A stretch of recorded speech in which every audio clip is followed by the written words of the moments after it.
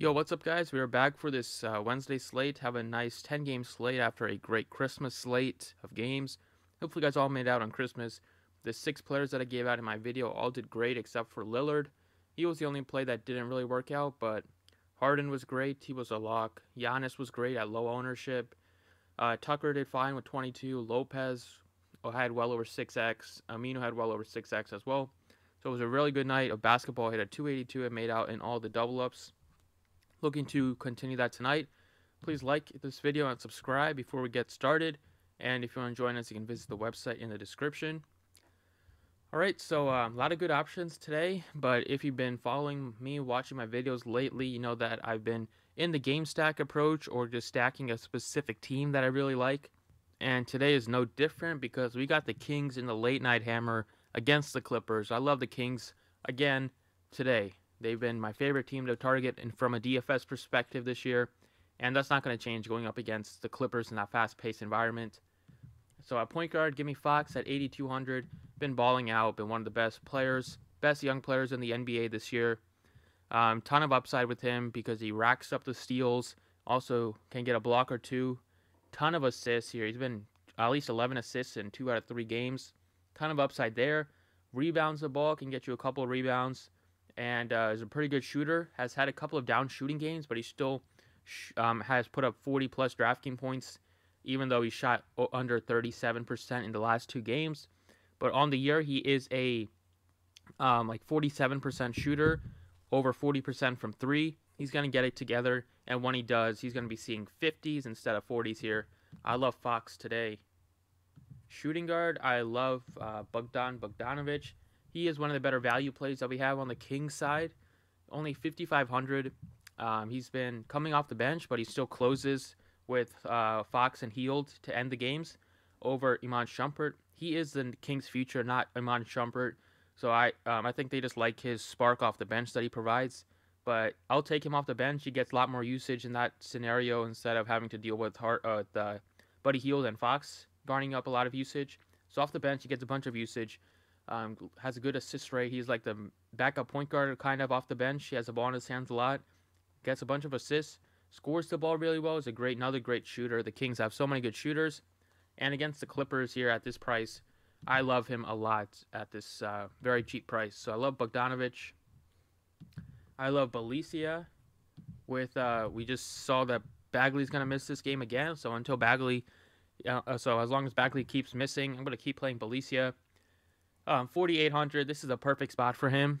The last couple of games, he's had to deal with fours that play a lot in the paint, that are play with their back to the basket a lot, with like Julius Randle, and then Jaren Jackson a bit, even though he can stretch out to the 3 line.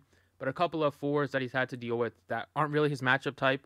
This game, these teams, the Clippers, are the perfect spot for him with stretch fours. With Gallinari's a stretch four, Tobias Harris, Mike Scott, all their fours are stretch fours, just like Belicia.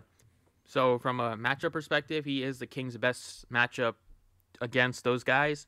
Has not been shooting the ball well lately, but he's he's shooting 50% plus from the field this year, over 44% from 3. He's going to get it together very soon. Just takes one good shooting night to have like a 40-point outing. At 4,800, going to see a bunch of minutes today. I like Belicia. At center, I like DeAndre Jordan. Only 6,400 for Jordan. Against the Pelicans, he's going to see a ton of minutes here as long as he doesn't foul very quickly or get into foul trouble. At 6,400, I love the price on him. It's been going down a lot lately, even though he's been very productive. You see his game log, you see a lot of 40s, 30s, had a 55-point outing. Now he's at his cheapest price tag that he's been in his last 10 games. Against the Pelicans team that they play super big, no chance of this game going small. And we just saw Cauley-Stein put up 55 against this team. So big men obviously can have a lot of success here against the Pelicans. I think Jordan's a great play today. At forward, I like Montrezl Harrell. At 5,700, he's one of the Clippers guys that I like. DraftKings jacked up a lot of their prices. Like Tobias is 78. Gallinari is 673. That's a pretty high price for Gallo. Lou Williams is 66. That's a very high price for Lou Will. But Harrell still at a very good price at 57. He's the way I'm going to get exposure to the Clippers side. With Lou Williams coming back, that is going to help Harrell a lot. Lou Williams and Harrell function a lot like Harden and Capella.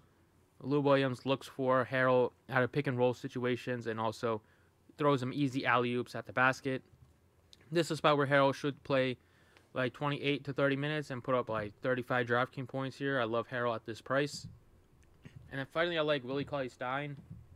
Without Bagley, his minutes are just super secure. I've been playing him every single game lately, and he's been very solid. He never really kills you at all. Coming off a 55-point outing, another great matchup against the Clippers that struggle against big men. They struggle. Not a great rebounding team as well. Cauley-Stein has a bunch of rebounding upside, point upside, also steal upside as well. I just love the entire Kings team. I'm going to continue playing them in a stack approach because that's the best way to get all the value that they have. So that's what I got for tonight. Thanks for watching. I appreciate it, and good luck today.